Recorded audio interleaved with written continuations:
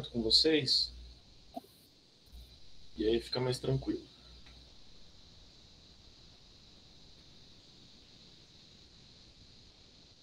Conseguem ver o compartilhamento, pessoal? Bom, vamos lá. Até para que nós possamos fomentar o debate de um tema tão atual, né? Mas isso depois eu vou estar falando um pouquinho. Para quem não me conhece, muito prazer, meu nome é Gabriel Teixeira, sou membro do grupo desde o ano passado, atualmente mestre pela casa. E o tema que eu escolhi para estar debatendo junto com os meus colegas, basicamente, foi a descriminalização das drogas. Me parece que em um grupo em que nós propomos, de certa forma, estudar como o Estado intervém na vida dessas pessoas, né, dos cidadãos brasileiros, e, enfim, a uma escala até maior, que as drogas acabam sendo um assunto fundamental. É claro que elas entram dentro de uma gama, de uma esteira gigantesca de direitos fundamentais, e esses direitos fundamentais que se colidem com o aparato repressivo e normativo do Estado são alvo aqui dos nossos debates, das nossas reflexões hoje. Basicamente, até para que nós possamos falar um pouquinho sobre drogas, algumas coisas devem estar assentadas, né? A primeira delas é a de que nós podemos hoje, felizmente, falar sobre o tema, porque além dos tabus existentes na sociedade, o próprio direito de manifestação, de certa forma, sempre foi restrito no país, para nós podermos tratar do assunto, abordar ele, e, é claro, a nível acadêmico, quebrar os tabus a nível de escrita, produção de trabalhos. Isso parece ter mudado, de certa forma, principalmente com o julgamento da DPF 187, que regulamentou, inclusive, o direito de manifestação sobre o tema, e basicamente era uma demanda que versava sobre a famosa Marcha da Maconha, que ocorre todos os anos, acaba sendo uma manifestação popular sobre o tema, e é claro que, assim sendo, também merece a nossa atenção, também merece a garantia de um espaço básico para debates. E por que falar sobre drogas hoje, né? Me parece que é um tema, de certa forma, até academicamente já desgastado, já escrito, já tão falado. Então, por que falar um pouquinho sobre drogas? É claro que dentro do que nós temos a nível de produção, as drogas acabam sendo, de certa forma, não só influenciadas pela academia, que é quem efetivamente se propõe e se coloca numa barreira de frente para a mudança de paradigmas, mas, ao mesmo tempo, é algo que é alvo de políticas públicas. Nós temos aqui recentemente, por exemplo, no estado de São Paulo, uma normativa do nosso governador liberando o fornecimento de canabidiol no sistema público de saúde. E me parece que esse é um avanço exponencial para a temática.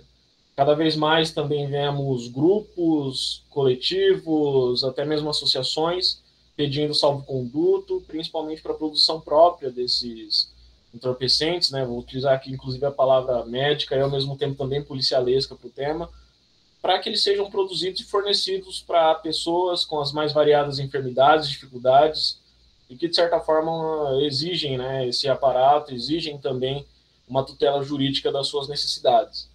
Basicamente, o nosso grupo é composto por 4 pessoas, mais eu na função de monitor, então aqui eu não sou protagonista, eu só estou tentando conduzir aqui de certa forma. E essas pessoas não foram escolhidas também ao acaso. São pessoas que, além da amizade, da admiração acadêmica, estão em diferentes patamares nessa discussão sobre drogas. A Fernanda, enquanto graduanda, enquanto uma geração nova que vem no direito, com as reflexões, com as indignações. A Bibiana, que faz um trabalho maravilhoso na advocacia criminal, na tutela dessas pessoas que acabam sendo afetadas pelo aparato repressivo estatal.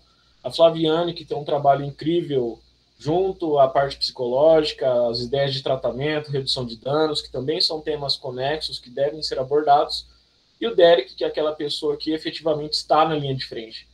Ele acaba, na função de delegado, sendo aquela função, aquela pessoa que acaba tendo contato e acaba sendo também o responsável pela situação de vulnerabilidade. É ele quem efetivamente faz um juízo no primeiro momento, é ele quem observa as condições, se a pessoa eventualmente será enquadrada como usuário, traficante, e tratando-se de pessoa com um posicionamento muito interessante e que eu recomendo que vocês acompanhem sobre a atuação policial e principalmente sobre como a própria polícia deve se renovar, o Derek me pareceu uma escolha inevitável.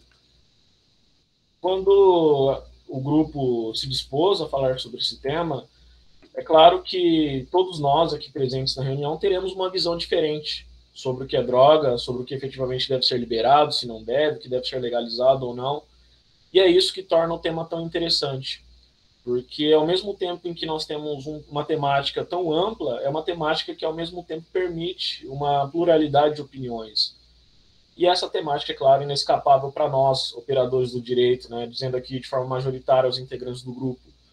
De certa forma, todos nós teremos um contato, independentemente da profissão que futuramente estarão exercendo ou já exercem, com as drogas. E até mesmo pelas experiências pessoais, familiares, sociais. Então é um tema palpitante, um tema que exige as nossas reflexões. Eu trouxe basicamente 3 exemplos que nós temos de debatedores públicos sobre as drogas. É claro que nós temos 3 pessoas que me parecem ideologicamente distantes, mas esse debate ele é público, televisivo, um debate social, e que essas mais variadas opiniões são consideradas.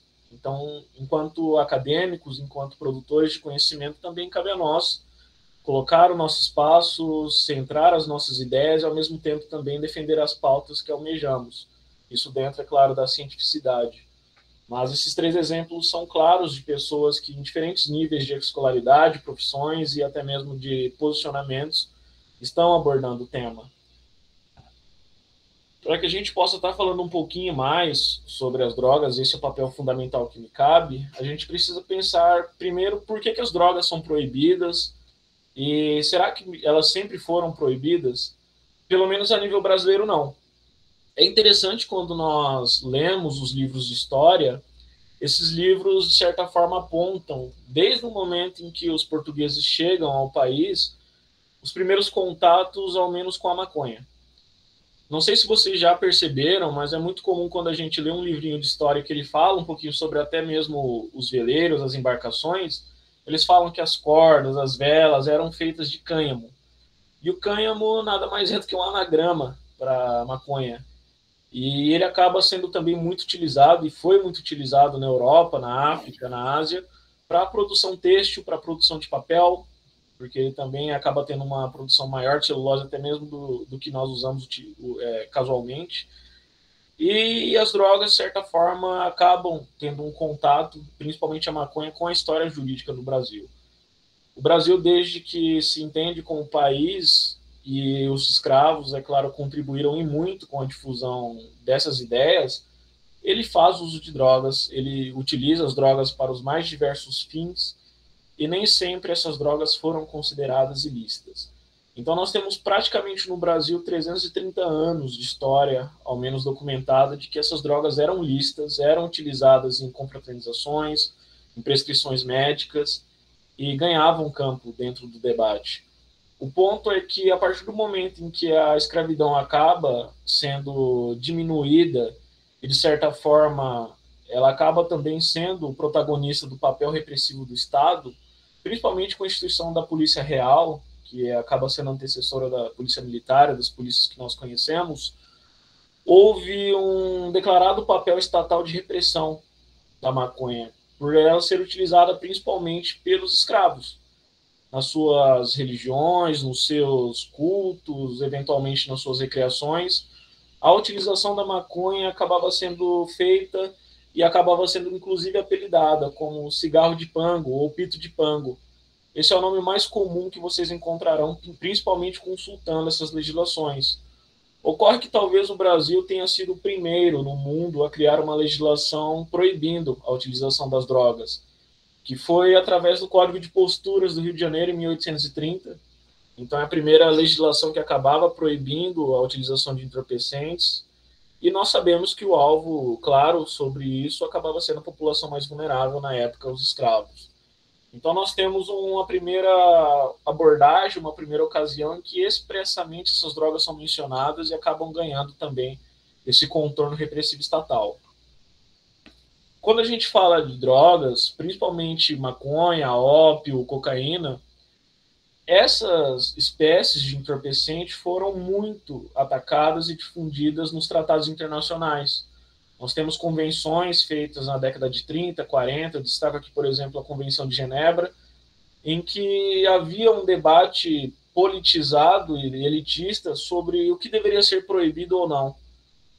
É óbvio que a pergunta que nós sempre fazemos é por que é proibido? E essa pergunta, de certa forma, não foi enfrentada naquelas ocasiões. Existe um livro muito interessante no Brasil, que é uma tese de doutorado, né, transformada de forma mais comercial, do Luiz Carlos Valois, que é o Direito Penal da Guerra às Drogas, em que ele demonstra a nossa participação quase acessória nesse debate. Uma participação restrita ali a observadores que não entendiam sobre o que era droga, pessoas alheias a essa participação e que, de certa forma, também influenciaram as nossas codificações porque elas foram introduzidas goela abaixo por todo um processo econômico, por todo um processo político existente na década de 40 e 50. Então, a partir desse momento, nós começamos as primeiras codificações. E isso não escapa das leis que nós criamos ao longo do tempo, e principalmente das duas principais, uma que nós tivemos e outra em vigência, que são as leis de drogas, aquelas leis que especificamente, de certa forma, criaram uma abordagem e se propuseram para tanto. A lei de drogas anterior era muito criticada nos debates que buscavam a sua reforma, porque ela não fazia uma diferenciação clara entre o uso e, eventualmente, a traficância, aqui dita de forma ampla, e as penas trazidas principalmente ao usuário eram penas gravosas. Eram penas que incluíam restrição de liberdade, restrição de direitos, penas equiparadas a outros delitos que acabam ganhando um maior protagonismo. Então, quando nós criamos uma lei em 2006 para debater drogas, havia ao menos, eu vou chamar aqui de uma forma até bem trouxa ou até mesmo iludida de quem fez na época, uma vontade de diferenciar essa figura do usuário do traficante.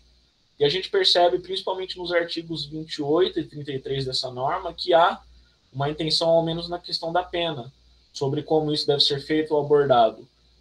Entretanto, a gente sabe que a situação fática é diferente da imaginada pelo legislador. Esse primeiro juízo sobre quem deve ser o traficante, quem deve ser eventualmente investigado como usuário, ele acaba sendo restrito aos policiais, às pessoas que acabam tendo o primeiro contato com essas drogas. E dentro de uma avaliação subjetiva, principalmente de circunstâncias alheias, vou dar aqui um exemplo, o encontro de balanças de precisão, facas, com sujidade de drogas, eventualmente papelotes, sacolas e papéis filme, como eu já vi na prática, acabam sendo elementos que, de certa forma, são cruciais nessa diferenciação. E a gente sabe que a pena prevista no artigo 28, que é para o uso, ela acaba sendo uma sanção mais parecida com o que nós temos enquanto sanção administrativa, porque, de certa forma, ela não priva o usuário de direitos pessoais e de direitos intersubjetivos. O problema é quando esse usuário é qualificado como traficante. Aí nós temos uma pena mínima de 5 anos, uma pena máxima de 15, e nós sabemos, e isso é fato público e notório, principalmente pelas manifestações da STJ, que as próprias cortes estaduais e juízes de primeiro grau têm uma dificuldade gigantesca em realizar essa diferenciação e principalmente reconhecer aquilo que nós temos como tráfico privilegiado, que é um redutor previsto no parágrafo 4º do artigo 33. Então percebam que as drogas, quando elas passam por uma historicidade aqui feita de forma breve, elas tinham um público-alvo, elas tinham uma pretensão e elas tinham uma dimensão de restringir um grupo. E esse grupo será abordado de forma mais clara adiante, mas esse ordenamento construído ao longo do tempo, ele não leva em consideração as vulnerabilidades e, eventualmente, os danos colaterais produzidos pelas sanções e, eventualmente, pela criminalização desse grupo.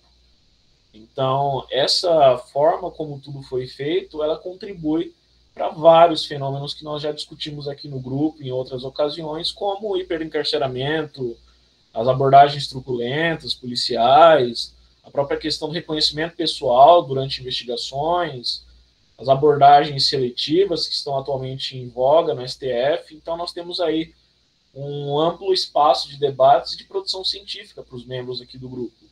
Mas, para não me alongar muito aqui, eu já vou passando a palavra para a Bibiana, e a Bibiana aqui terá a difícil tarefa, né, de eventualmente trazer aí alguns contornos, alguns pontos do proibicionismo. Bibs, é com você, tá? Muito obrigada, Gabs. Primeiramente, boa tarde a todos. É um prazer estar aqui, podendo contribuir com esse grupo de pesquisa que traz temas tão importantes para nós pesquisarmos e aprofundarmos a pesquisa já existente. Bom, eu vou falar um pouquinho para vocês, com vocês, sobre o proibicionismo e o uso do direito penal como controle social. Como é que essa dinâmica funciona? Quais são os impactos, o que influencia. E eu gosto muito de trabalhar com o sistema de perguntas, tanto que eu vou deixar algumas perguntas aqui ao longo dessa fala, justamente para problematizar, para depois a gente discutir isso e ficar também a questão na cabeça de vocês. Bom, o primeiro ponto seria: a criminalização é a solução? A gente pensa que o direito penal acaba por absorver as demandas da sociedade e tentar resolver o problema social. Só que será que o fato de criminalizar uma conduta inibe a prática dessa conduta ou não? Refletindo sobre isso, eu pesquisei no Banco Nacional de Monitoramento de Prisões, disseminado pelo CNJ em 2018, que o tipo penal mais recorrente nas prisões ocupa um segundo lugar o crime de tráfico de drogas. Ele tem um percentual de 24,74% das pessoas que estão dentro dos presídios hoje no Brasil. Em primeiro lugar está o crime de roubo, com 27,58%. Se a gente for levar em consideração que o crime de tráfico de drogas ocupa o segundo lugar, a gente começa a questionar se realmente a criminalização resolve o nosso problema com as drogas ou não. Aprofundando mais a questão de pesquisa, nós temos que o Infopen, segundo os dados trazidos em 2017, num estudo realizado entre 2005 e 2016, o encarceramento de tráfico feminino cresceu 698%.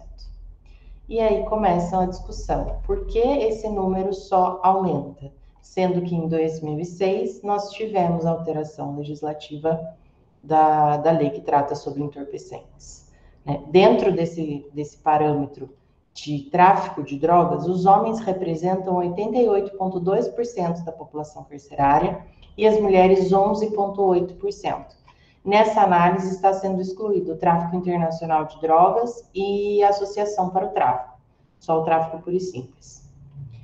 Eu deixo esses dados para a gente refletir mais para frente. A próxima pergunta que eu trago para vocês é sobre, pegando o gancho com a fala do Gabriel, é sobre se o usuário é preso. Isso é um mito ou isso é uma verdade? Porque a gente tem que o artigo 28 da Lei de Drogas traz medidas não prisionais, como o Gabs comentou, medidas mais administrativas do que sanções e reprimendas penais puras e simples, como nós conhecemos com a privação da liberdade. Só que o fato da legislação trazer essa previsão não privativa de liberdade, nós podemos afirmar que os usuários não são presos? A gente entra num problema. Justamente porque a própria legislação, no seu artigo 27, ao definir como será avaliado quem é o usuário ou não, quem é o traficante, não traz elementos fáticos que sejam de fácil acesso e de fácil associação à conduta praticada. São elementos vagos, como o local onde a pessoa foi abordada, a conduta do agente, os antecedentes, ou seja, se a pessoa já tem uma passagem, ela não é usuária, ela é usuária. Como isso fica discricionário para o magistrado na hora dele avaliar a transferência de uma conduta e até pela própria autoridade policial ao fazer essa tipificação. São levados em consideração também a natureza da droga, se ela é uma droga mais pesada, se ela é uma droga mais leve, se foi uma maconha, se é um crack, se é uma cocaína, se é uma pasta base. Então, o simples fato de eu estar portando uma droga mais pesada, eu já seria um traficante? Como é que fica essa análise? A legislação não fala. Então, tudo isso fica a critério subjetivo da autoridade policial na lavratura do flagrante e a critério do magistrado na hora de dar a sentença ali, desclassificar ou não do tráfico para o porte ou manter a fazer a troca da classificação de porte para o uso para tráfico. A partir dessas ideias de que a criminalização não é algo factível que resolva o problema do tráfico, porque os índices não diminuem, só aumentam. De que o fato de existir uma conduta menos, uma criminalização mais tranquila para o usuário e não como traficante, o que a gente percebe que não acontece na prática da forma como deveria acontecer por uma falha própria da legislação mesmo. Qual é o papel do medo no e do direito penal? Eu trago aqui essas duas expressões porque a gente precisa analisar o medo dentro do direito penal em duas vertentes. Qual a produção, qual o efeito do medo dentro do direito penal para o direito penal e qual o efeito do medo do direito quando ele já existe. O Gabriel trouxe no comecinho algumas imagens de pessoas que tratam do tema. Dentro dessa ideia, a gente começa a construir a teoria do medo. A teoria do medo, ela vem a partir do quê? As mídias propagam a informação de crimes. E esse medo acaba se dividindo em duas vertentes. O medo real, de algo que realmente está acontecendo na minha sociedade, na minha cidade, no meu bairro. E o medo abstrato, que é o medo de algo que não necessariamente está acontecendo na minha cidade. Geralmente, as reportagens trazem informações de grandes centros, regiões metropolitanas, não necessariamente do interior. Mas aí a gente tem a internet. E a internet consegue abarcar essas micro-regiões que não são transmitidas nas grandes TVs abertas. E a população começa a consumir de forma mais ferrenha, mais acirrada, esse tipo de informação e propagar essa informação. A partir da difusão desse conhecimento, dessa criminalização, dessa criminalidade, a sociedade começa a viver num estado de medo, pois eu temo aquilo que me é mostrado. Os índices criminais estão aumentando, sejam eles reverberados por falas estatísticas reais de estudos existentes, ou pelo simples fato da sociedade, a partir de um senso comum de análise de quantidade de informações negativas, acreditarem que realmente os índices criminais estão aumentando, quando às vezes não estão. Mas só pelo fato de ter conhecimento mais profundo, ser bombardeado com essa informação mais recentemente. Dentro dessa perspectiva da teoria do medo, o sociólogo alemão Ulrich Beck trata esse fenômeno não sendo como um problema só do Brasil. Isso não acontece só aqui. Não é um problema só nosso. Isso é um problema histórico contido na pós-modernidade. E para ele denomina esse fenômeno de sociedade dos riscos. A partir dessa ideia da teoria dos riscos, ele começa a perceber problemas que vão afetar o direito penal. Por quê? A sociedade sendo bombardeada com essas informações, sendo tomada por esse conhecimento, e a vivência subjetiva desses riscos, ou seja, não necessariamente eu fui vítima de um assalto, não necessariamente eu fui vítima de uma invasão de propriedade, fui vítima de um furto, mas eu fico amedrontada por estar em contato constante com essas informações. E a partir de então, eu vivo num constante estado de medo, num constante estado de risco. Eu acredito que a sociedade está em risco. E a partir dessa premissa, o que nós podemos fazer? Nós nos socorremos de algo que o Estado fornece, o direito penal. Eles elegem o direito penal, as pessoas passam a eleger o direito penal como o solucionador dos problemas. Já que o direito penal existe, então vamos utilizá-lo, vamos criminalizar. Se houver a tipificação penal de que aquela conduta é criminosa ou de que a pena foi majorada, sentirei-me mais seguro. Mas isso fica no campo abstrato, isso não fica no campo prático e efetivo. E esse tipo de movimento começa a ser utilizado como política publicitária de campanha partidária. E isso passa a reverberar em votos. Dentro dessa ideia, O Zygmunt Bauman trata a teoria do medo como uma síndrome do Titanic.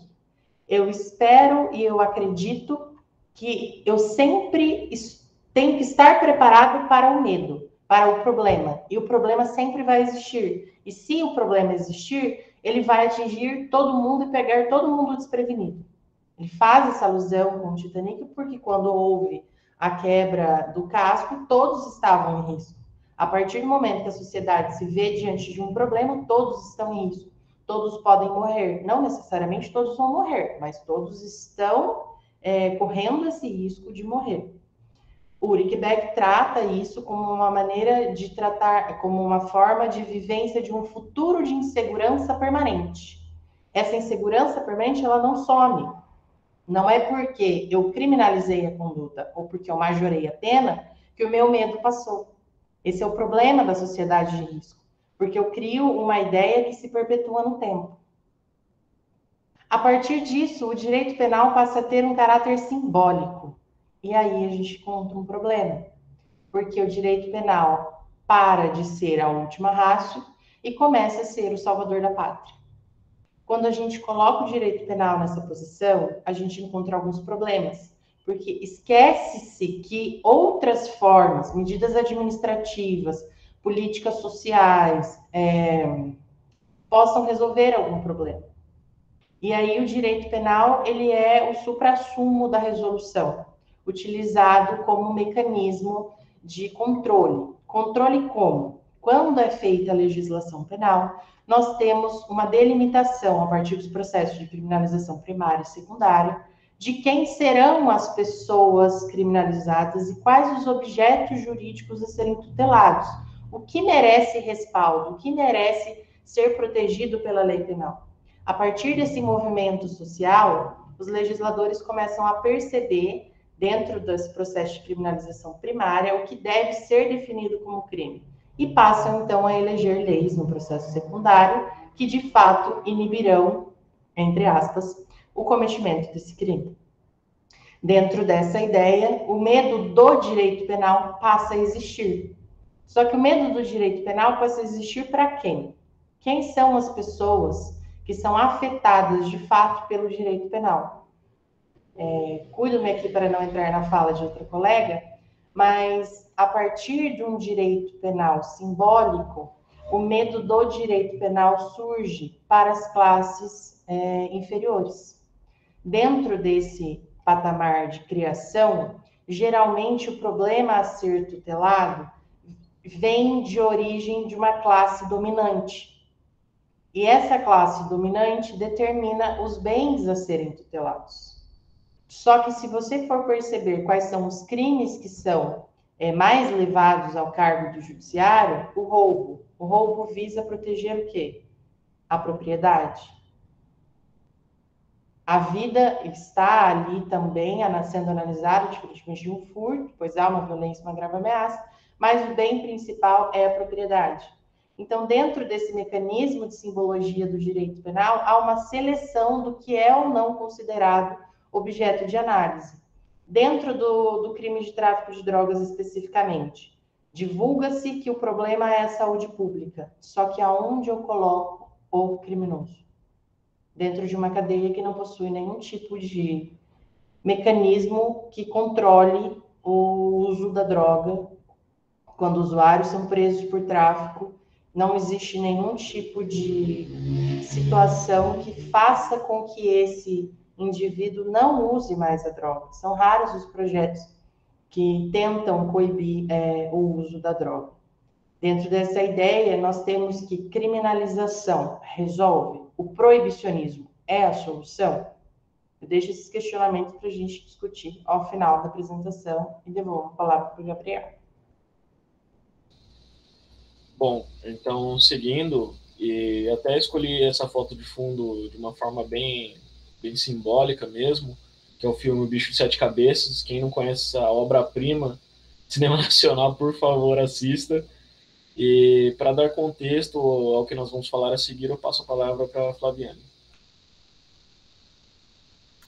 Boa tarde, pessoal. É uma satisfação estar novamente aqui, podendo apresentar, né, trazer aí um debate importante relacionado às drogas e, inclusive, a respeito desse filme que o Gabriel falou, o ano passado, em uma construção aí com os demais colegas do Interveps, né, eu relacionei esta obra ao direito, né? Então, tive essa possibilidade, essa oportunidade de escrever, justamente trazendo este debate, né, a respeito do uso e abuso de substâncias a partir desta obra, né, do Bicho de Sete Cabeças, que fala de uma situação real, né? Então, ele foi transformado em filme, relatos aí reais.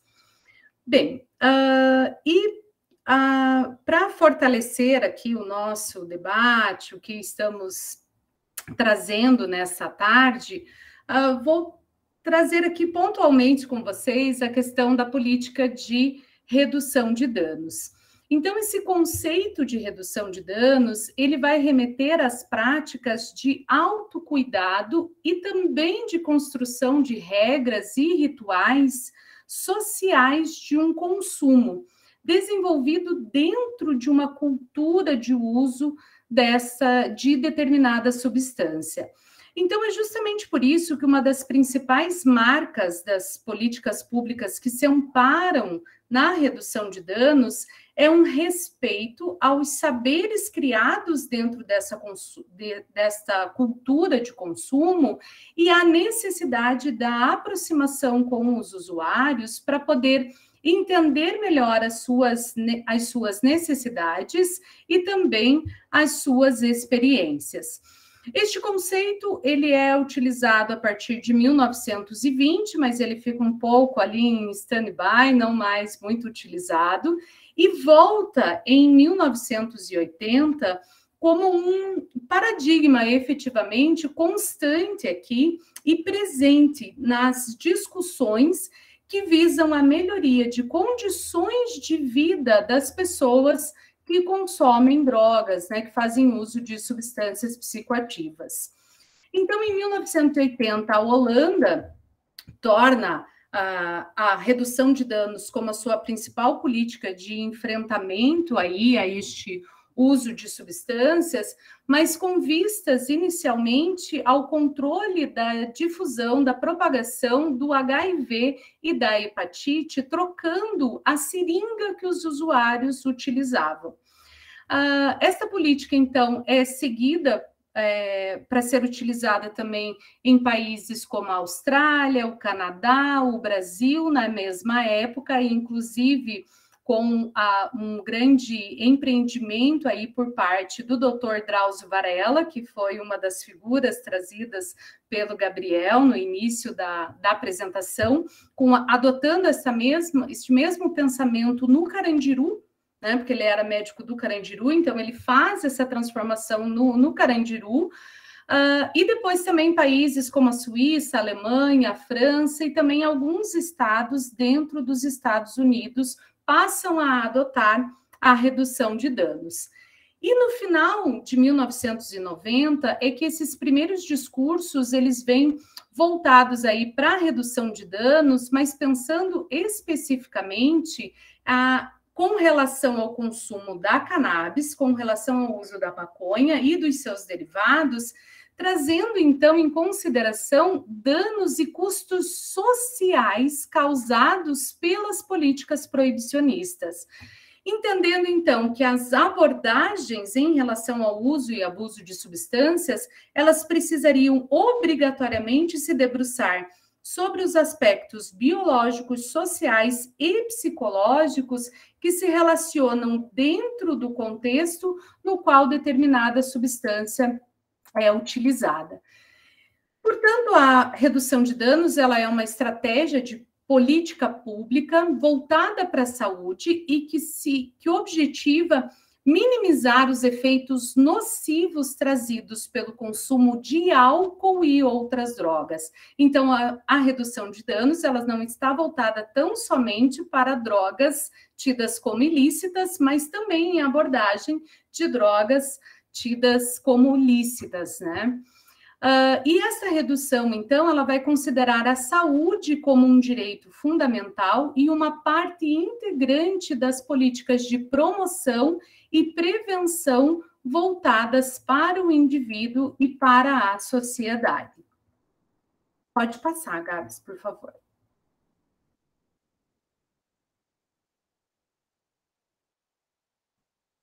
Então, neste contexto aqui que estamos trabalhando, nós trazemos também essa questão da redução de danos versus o proibicionismo e a abstinência, que nós temos que, apesar das convenções das Nações Unidas, elas darem aí uma abertura aos seus países signatários, uma grande margem de atuação em termos de leis e de políticas para as drogas, nós temos hoje que há uma prioridade àquelas políticas que concentram os seus objetivos na repressão às condutas de porte, aquisição e plantio para o consumo próprio. Então, dentro disso, nós temos que diversas pesquisas demonstram que estes mercados, quando tornados ilícitos, eles assumem uma configuração, muitas vezes, violenta e que quase sempre estão relacionadas com outros crimes, causando, portanto, mais problemas na vida dos indivíduos consumidores e na comunidade da qual eles fazem parte. Então, o contato com estes ambientes violentos e a repressão policial e também o consumo de produtos inadequados são algumas das principais consequências apontadas aqui diretamente da adoção de políticas focadas na repressão ao consumo pessoal. Outros estudos também, eles apontam que essas políticas repressivas são as principais responsáveis por danos à sociedade, como a criação de condições para este surgimento de um mercado criminoso e ilícito da substância e o desrespeito às liberdades e garantias individuais, e também o uso ineficiente de recursos humanos e materiais dos setores judiciais e policiais. Então, além de não coibirem o uso, as intervenções desse tipo não têm grandes resultados na diminuição da oferta. Então, mesmo que a sua intenção seja de proteger a saúde individual, que muitas vezes este é o foco, colocado como isso, essas estratégias conseguem apenas agravar os fatores que são causadores de danos e custos sociais associados ao uso e abuso de substâncias. E o mesmo raciocínio vale também para a abstinência, quando esta é encarada como um único método possível de recuperação e de enfrentamento do uso. Enquanto que a estratégia de redução de danos, ela tenta trazer práticas de saúde que acolham sem julgamento as demandas de cada situação, de cada usuário, ofertando então o que é possível e o que é necessário, sempre estimulando a sua participação e o seu engajamento. Então, a estratégia de redução de danos reconhece que cada usuário, em sua singularidade, em suas especificidades, traçando com ele mesmo estratégias que estão voltadas para o melhoramento da sua vida. Então, fazendo um gancho também com o que a Bibiana trouxe, o uso de substâncias, ele é um problema público que deve estar na agenda da saúde pública ou na pauta da segurança pública. Então, no Brasil, apesar da redução de danos já ser uma ideia que vem desde a década de 80 e de 90, somente em 2002 é que o Ministério da Saúde ele passa a implementar um programa de atenção comunitária integrada aos usuários de álcool e outras drogas. Então, reconhecendo essa multifatoriedade que abrange o problema do uso e abuso de substâncias. Situada, então, no campo da saúde mental e tendo como estratégia a ampliação do acesso de tratamentos, a compreensão integral e dinâmica do problema e também a promoção de direitos. E é daí que surgem os CAPS-ADs, né, o CAPS álcool e droga, que junto com demais dispositivos aí da rede de assistência psicossocial, apoiada nesta lógica da redução de danos. Bem, então, nesta questão da redução de danos, é principalmente o resgate do usuário no seu papel autorregulador e sem a exigência automática e imediata da abstinência e incentivando também esta mobilização social voltada para os territórios. Contudo, desde 2019, no Brasil, o governo federal vem adotando uma medida oposta a esta de 2002, revogando este decreto do Ministério da Saúde, né, voltada a essas práticas da saúde, trazendo uma lógica que, resgatando uma estratégia voltada na abstinência e não mais na redução de danos como foco, destacando um fortalecimento das comunidades terapêuticas e também da internação compulsória como um foco deste enfrentamento ao uso e abuso de substância. Então, a lógica ela passa a ser calcada na abstinência e não mais na abstinência e na proibição do uso e não mais na redução de danos. Então, diante disso, e já quase finalizando, a sociedade ela tende a considerar aqui que a solução para o usuário de drogas seria esta abstinência total e imediata numa guerra contra as drogas, que é sensacionalista e pouco resolutiva. E, em contrapartida, a redução de danos coloca este uso e abuso de substância entre parênteses, entre aspas, para enfrentar efetivamente o resgate da cidadania destas pessoas. Então, o que nós vemos, né, é que as disputas que se travam aqui sobre os modelos de cuidado das pessoas que fazem uso problemático de substâncias, elas têm sido expressas recorrentemente como uma oposição entre os modelos aqui calcados na abstinência e no proibicionismo versus esses modelos calcados na redução de danos. Para essa minha contribuição, muito obrigada. Acho que pode passar, Gabs.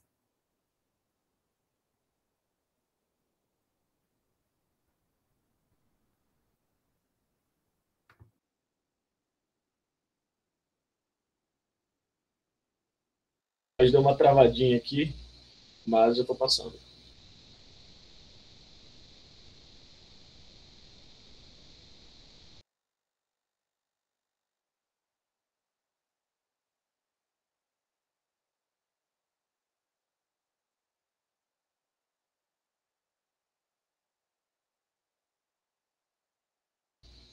Bom, pessoal, desculpa pela travadinha que deu na página, como eu estou apresentando da internet, às vezes dá essa travadinha. E agora com a palavra o querido Derek. Boa tarde, é um prazer imenso poder estar aqui hoje, falando pela primeira vez no grupo, expondo um pouco uma visão, quem sabe, um pouco distinta, especialmente em razão da minha profissão. E quero já iniciar minha fala dizendo que o meu objetivo aqui hoje não é trazer respostas, e tampouco apontamentos específicos, mas sim suscitar ainda mais a discussão e o debate, trazendo alguns outros apontamentos que podem vir a ser relevantes nessa fundamentação que se faz. Como já foi bem esclarecido pela Bibiana, pelo Gabriel, a questão do crime, ela é uma construção social. Então, em determinado momento da nossa história, foram analisados os fatos, analisados as relações sociais, e algumas situações foram levadas à condição de crime. E nesse contexto, por via lógica, alguns grupos ou indivíduos foram elevados à condição de criminosos. E o que eu peço aqui de imediato, quando começando a minha fala, é que nós nos desnudemos da visão meramente acadêmica, pois nós estamos falando de uma relação com seres humanos. Então, com essa relação para seres humanos, a gente tem que ter uma análise da prática, o que realmente acontece na vida desses indivíduos, do usuário, da família do usuário, daqueles que se interrelacionam com esses indivíduos. Então, a visão tem que ser muito mais factível, factual, do que meramente acadêmica e teórica, né? Tem que analisar como as coisas podem vir a ser resolvidas de forma real. E a primeira questão que sempre falam quando se menciona essa questão da descriminalização das drogas é se existiria uma relação direta entre o uso de drogas e o tráfico, por via lógica, e a ocorrência de outros crimes. E o que eu digo para vocês, a partir da experiência prática, é que grande parte dos crimes que hoje acontecem tem sim como pano de fundo o uso de substâncias que causam dependência, tanto lícitas quanto ilícitas, tanto drogas quanto aquelas substâncias que são permitidas, como álcool, cigarro, etc.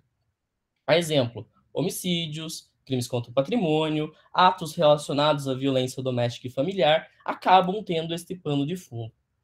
E aí surge a principal questão que os defensores da criminalização trazem. A liberação por si só resolveria o problema? Simplesmente liberar o uso de drogas resolveria o problema?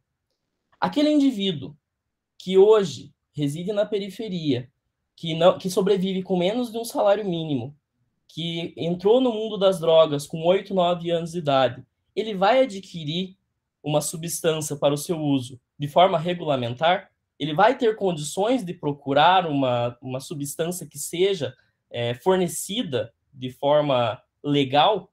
Ou ele vai procurar um caminho alternativo, tal qual acontece com algumas substâncias que hoje são lícitas, mas tem a questão relacionada ao contrabando? A mera liberação resolveria esse problema dessa população, que é a principal afetada? A gente sabe que uma população mais abastada procuraria, sim, aquela substância regulamentada, que passou por todos os processos de análise, que está sendo taxada, mas se a pessoa que realmente é o grande ponto de uso, aqueles que realmente se apresentam num índice de vulnerabilidade maior, como eles se posicionariam diante dessa liberação? Eles seriam realmente atingidos por ela? Especialmente quando analisamos uma questão até por índole tributária, que vige o princípio da seletividade. Essas substâncias, se usadas para fins que não medicinais, teriam uma taxação mais elevada, teriam um valor de imposto maior. Então, temos um problema um pouco maior que deve ser enfrentado. Pode mudar, Gabriel. Mas a criminalização também não resolve. Também não seria a resposta, porque, como a Bibiana já esclareceu, ela traz uma visão meramente simbólica, de uma pseudo-resolução, de um pseudo-controle de riscos, que, na verdade, não resolve nada. Só serve como uma política segregacionista que visa afastar do convívio social um grupo ou uma categoria previamente determinada. Vire a forma com que as abordagens são realizadas na atualidade.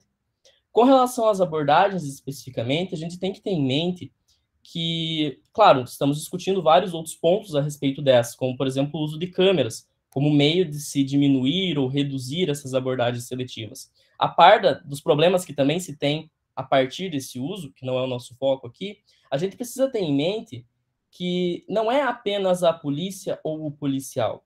A nossa sociedade é uma sociedade preconceituosa, misógina e extremamente racista.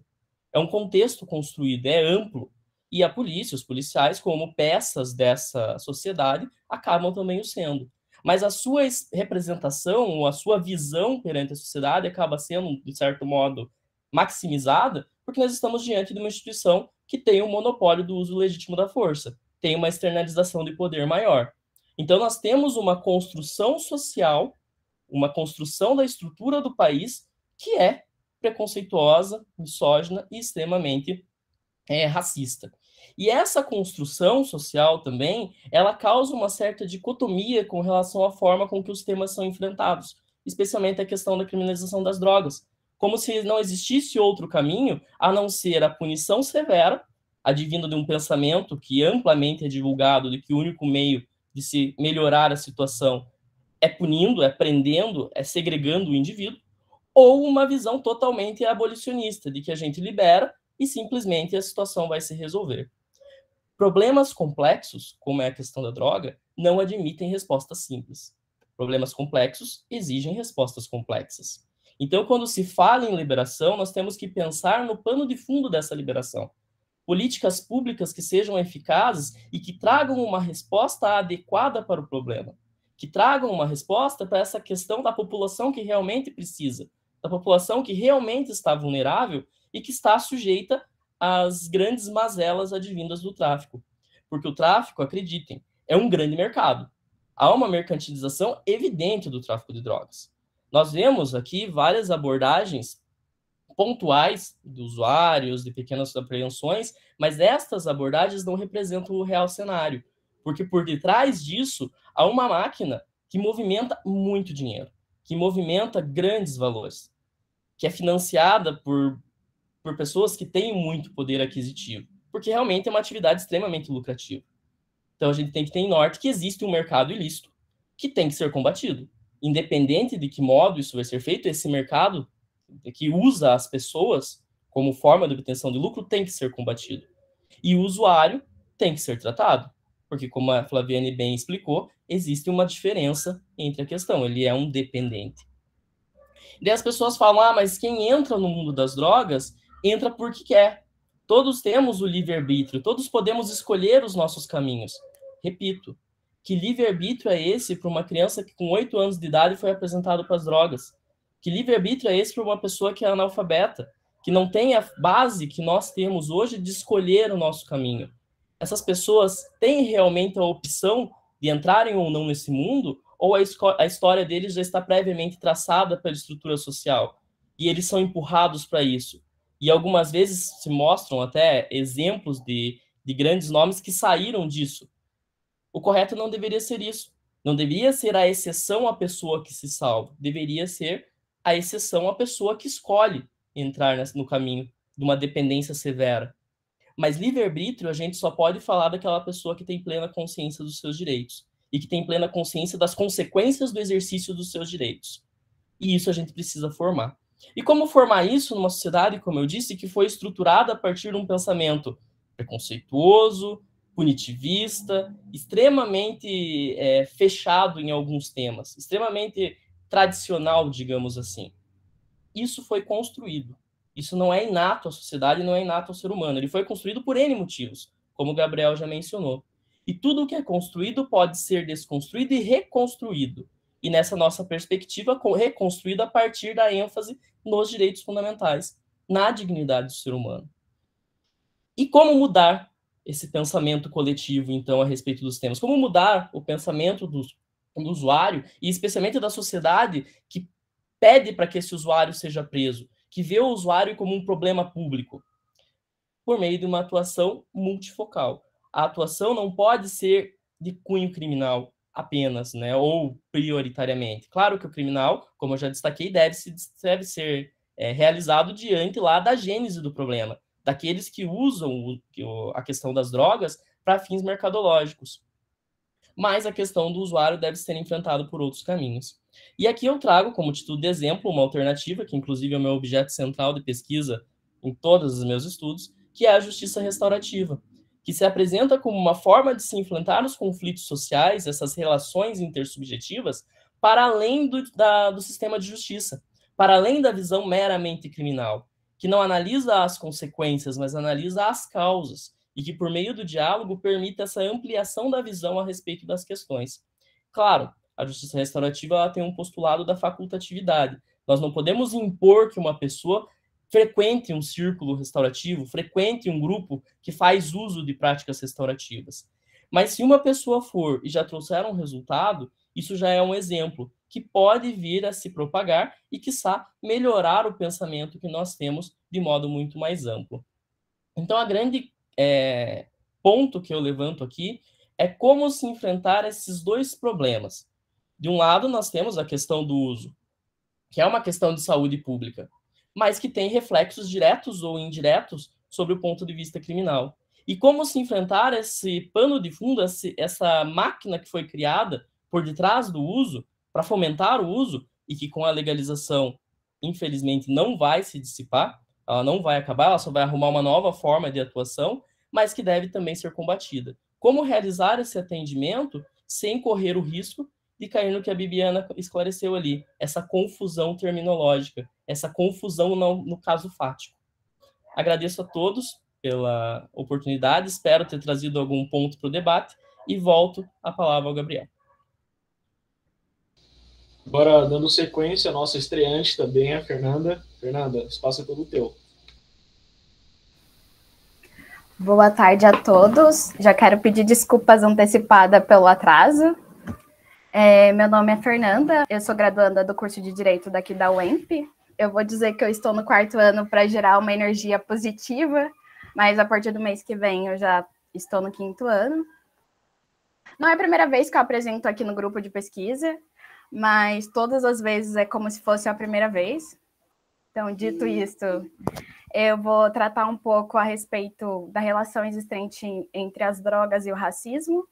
Eu vou tentar falar brevemente sobre o tema, porque o nosso tempo é curto e o tema é muito extenso. Eu intitulei a minha parte da apresentação com o seguinte questionamento: a guerra às drogas é uma guerra aos negros? Relação entre drogas e racismo. Primeiramente, é um fato já, né, que o discurso que há uma guerra por conta da proibição de drogas é um tema muito recorrente no nosso país. Vira e mexe, esse tema vem à tona, todo mundo discute, sempre entra em discussão, sempre entra em debate, porém segue o silenciamento de uma questão central de tudo isso, que é quem é o inimigo real dessa guerra e quem são as vítimas nessa guerra. A gente não pode ignorar o fato de que a vitimização ela apresenta padrões particulares, porque 53% das vítimas elas são jovens, sendo que 77% dessas vítimas são negros e 93% são do sexo masculino.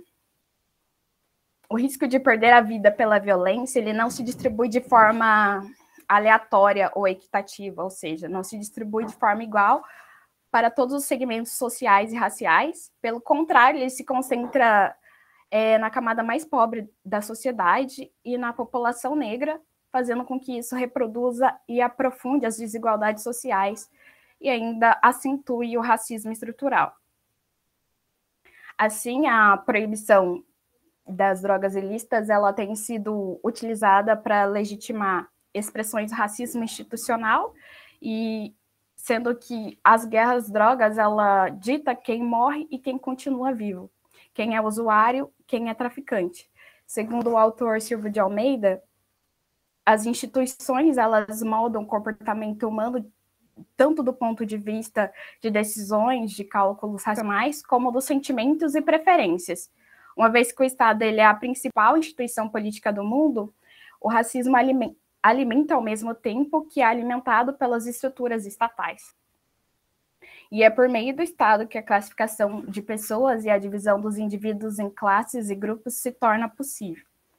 Dessa forma, a violência ela também é estética. Por que que ela é estética? Porque através das discursividades apresentadas pela mídia tradicional, nos fazem associar a contemporaneidade negra à violência. Sempre nos apresenta as imagens dos corpos negros encarcerados, algemados, violentos, são apresentados nos jornais, em telejornais, em filmes, novelas. Isto molda o pensamento coletivo, que reforça as assimetrias raciais, porque o racismo ele estrutura a sociedade brasileira desde o nosso inconsciente.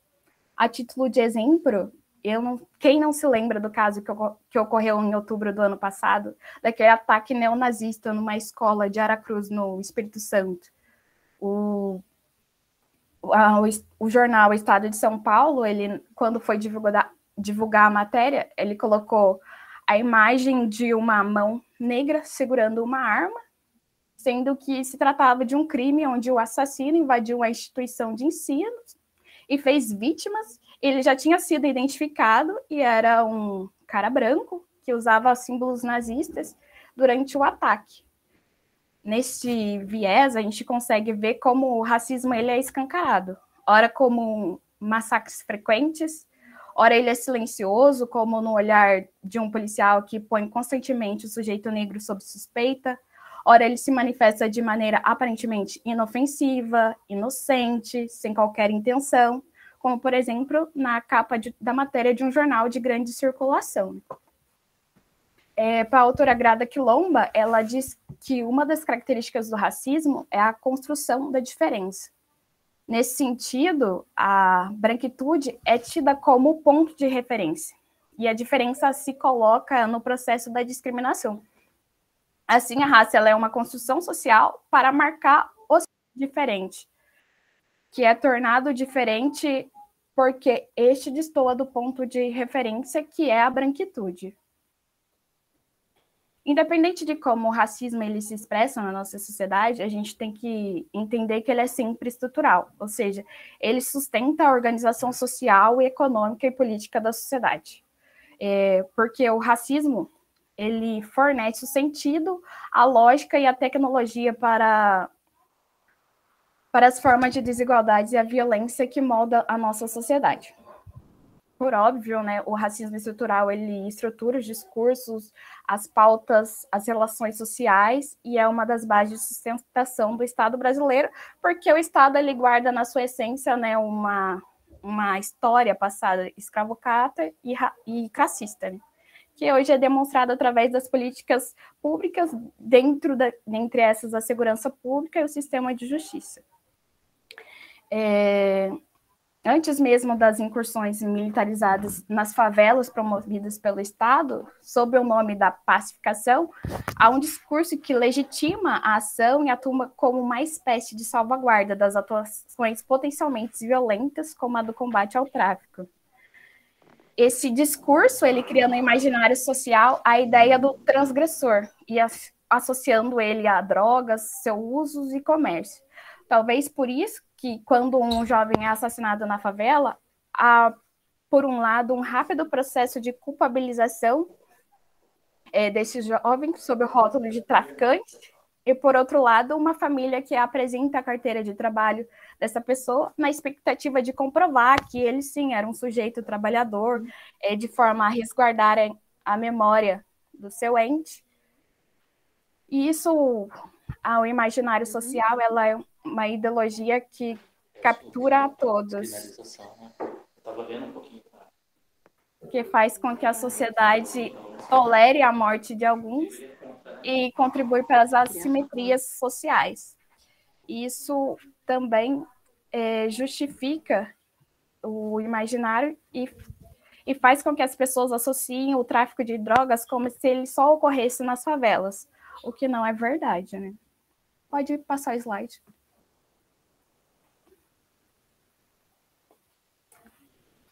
Essa segunda parte eu intitulei de quem são as vítimas dessas guerras drogas. Eu vou ler um trecho de um texto escrito pela Daniela Ferrugem no artigo Guerras Drogas. O mês é setembro de 2019. A primavera e o florescer da natureza se anunciam. Muitas pessoas acordaram neste dia de setembro sem conhecer esta menina, e tantas outras dormiram sentindo a perda de sua vida. Um sentimento de consternação e raiva tomou conta do país. Uma criança de 8 anos teve seu trajeto alterado por balas. Esta menina, de apenas 8 anos, tem sua vida interrompida por tiros. A família perde parte de si e, com isso, a esperança de uma vida sem guerra. A guerra às drogas não pede permissão. Invade as casas, as comunidades, as vidas das pessoas, sem que elas tenham qualquer intenção de combater nessa batalha vil. Infelizmente, a Agatha não está presente para seus familiares, não estará mais presente na sua escola e com os colegas nas brincadeiras no momento do intervalo. Resta-nos manter a sua presença viva na luta pelo fim da guerra. Falar seu nome é interromper o silêncio, parte deste acordo tácito de parcela da sociedade brasileira que nega o racismo que é a estrutura, negando também o horror desta guerra. Assim, continuando, na guerra às drogas há uma sinergia, a gente pode dizer que é uma sinergia entre o racismo e o ódio de classe. A junção desses dois marcadores sociais, ele determina quem são as vítimas dessa guerra, que é uma guerra que não é e nem pode ser contra as drogas, e sim uma guerra contra pessoas. Mas não todas as pessoas, são pessoas determinadas em que o Estado ele conhece bem, o Estado ele sabe reconhecer quem são essas pessoas. E nisto, os corpos negros eles são controlados por políticas do Estado que os tornam descartáveis. E isso é uma marca que o racismo ele atribuiu à corporeidade negra, que os alvos nessa guerra, os inimigos, são sempre os mais vulneráveis. Dito isso, eu também tenho que mencionar que até hoje essa guerra não cumpriu com o objetivo dela, que é acabar com o comércio ilegal de drogas. Mas, no entanto, o que ela vem fazendo, ela vem exterminando seu público-alvo, ou em contraponto, ela também acaba com o encarceramento, que é outras formas de genocida de gerir essa política. Isso faz com que o Estado veja também unicamente as favelas, as comunidades, como um ponto de venda de drogas. Não precisa mudar ainda não, Gabriel. Esse filme, né? Deixa eu tomar um pouco de água.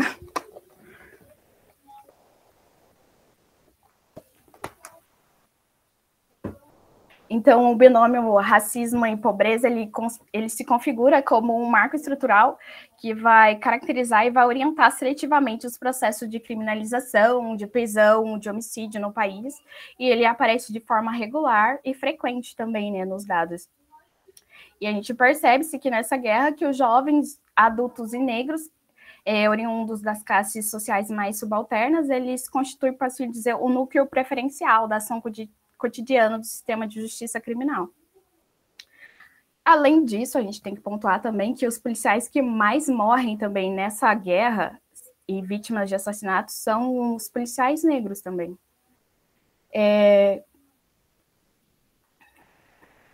Quando uma criança ela morre em função da guerra às drogas, essas estruturas ideológicas elas parecem se suspender, e a sociedade se choca por um momento com o horror que a guerra às drogas produz, com a letalidade da guerra e as mortes violentas.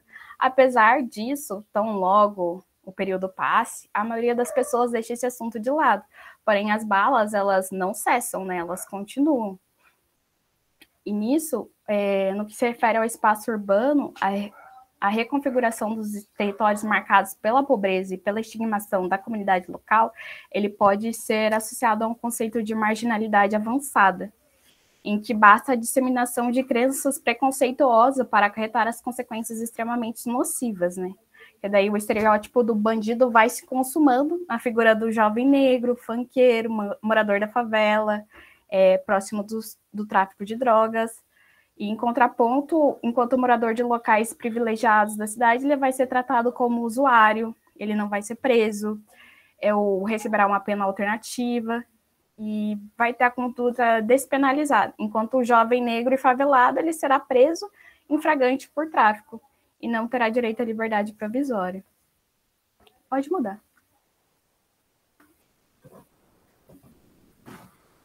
Agora eu vou falar um pouquinho, bem rapidamente, sobre o encarceramento em massa e a letalidade, trazer alguns dados. Quando a gente analisa os dados estatísticos sobre a violência relacionada à questão das drogas, enquanto a política de encarceramento e do extermínio, é possível a gente perceber a prevalência de um grupo de pessoas, um grupo específico, que são os jovens negros da periferia. E na última década, o Brasil ele dobrou o número de pessoas encarceradas, o que não gerou nenhum impacto significativo sobre os índices de violência, mas tornou o país o terceiro maior encarcerador do planeta, atrás apenas dos Estados Unidos e da China. Segundo o DEPEN, se em 2005 a quantidade de pessoas presas era de 361.000,4, em 2016 o Brasil alcançou uma população carcerária de 726.354, o que representa quase o dobro de número de vagas disponíveis entre os presídios, delegacias, entre outros. Isso significa que existe um déficit carcerário de 303.112 vagas. Ou seja, para que a realidade brasileira pudesse dar conta desse número, precisaria mais do que dobrar o número de vagas disponíveis nas instituições de reclusão. Segundo um dado do IPEA saído em 2019, a taxa de homicídios por 100 mil negros no Brasil em 2017 foi de 43,1 e a taxa de não negros, brancos, são os brancos e amarelos e indígenas, foi de 16,0. ou seja, proporcionalmente às respectivas populações, para cada indivíduo não negro que sofreu homicídio, aproximadamente de 2,7 negros foram mortos. Em relação à faixa etária das pessoas privadas de liberdade no Brasil, é possível constatar que a maior parte é composta por jovens, entre estes, quase 30% possuem entre 18 e 24 anos, seguindo de 24,1% entre 25 a 29 anos, e 19,4% entre 35 a 45 anos. Somados, o total de presos até 29 anos de idade, eles totalizam 54% da população carcerária.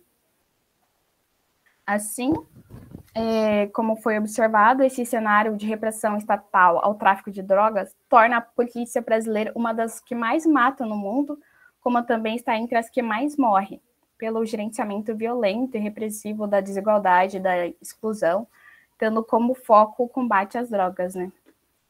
Em última instância, trata-se de cidadãos pobres matando outros cidadãos pobres, uma espécie de jogo, né? Cabe ressaltar também que a política de drogas, ela, para finalizar, já caminhando para finalizar, ela explica o superencarceramento racista em nosso país e amplia a prisão de pessoas em condições desumanas, né, em unidades superlotadas, e ainda traz consigo o aumento da violência. Foram mais de 65.602 mortes violentas no Brasil em 2017, sendo que a maioria foram jovens, razão pela qual se fala, né, de um genocídio de jovens negros e pobres no Brasil. E a lógica da violenta guerra às drogas se infere ao naturalizar a violência contra o corpo negro estendido no chão. Era só isso mesmo, a minha parte. Agora passo a palavra para o Gabriel. Queridos, bom, primeiro ressaltar a felicidade de estar com esse grupo, um grupo tão plural, um grupo que ao mesmo tempo também permitiu essa troca de ideias. E nós quisemos, de certa forma, trazer ideias, promover debates e iluminar também uma visão de que o combate à guerra às drogas, o próprio combate a esse preconceito, ele não parte apenas dessa visão cega, restrita, de que nós resolvemos tudo através do direito penal, através da lei e através de uma visão tão estanque. Muito pelo contrário. Nós precisamos de políticas públicas, nós precisamos pressionar os governantes, nós precisamos de uma atuação cada vez mais pungente nesse sentido e precisamos, de certa forma, também da nossa indignação. Porque essa indignação, enquanto mola propulsora para nossos trabalhos, para as nossas atuações, para as nossas conversas, acabam fomentando um debate tão necessário e que acaba sendo infelizmente relegado a um segundo plano, um plano tão repressivo, tão cruel e que ao mesmo tempo deposita tantos corpos negros em uma vala comum. Então, basicamente era isso. Agradeço o espaço e reitero também, só por fim, que todas as fontes que nós utilizamos, principalmente imagens, são retiradas de acervos públicos, reportagens jornalísticas. Então, é algo público, são mídias que podem ser encontradas pelos senhores ou por quem vai assistir isso daí. Mas fico feliz, espero que tenham gostado e eu volto a palavra ao nosso professor Renato.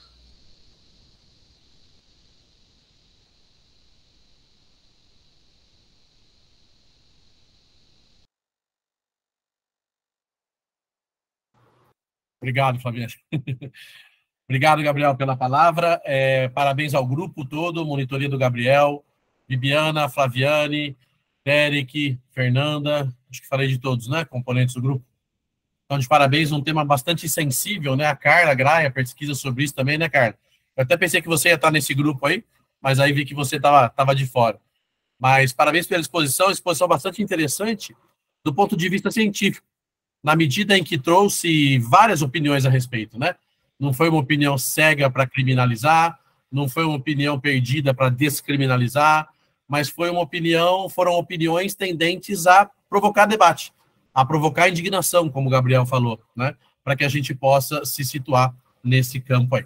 Eu vou só parar a gravação aqui, então, agora, para que a gente possa começar os debates.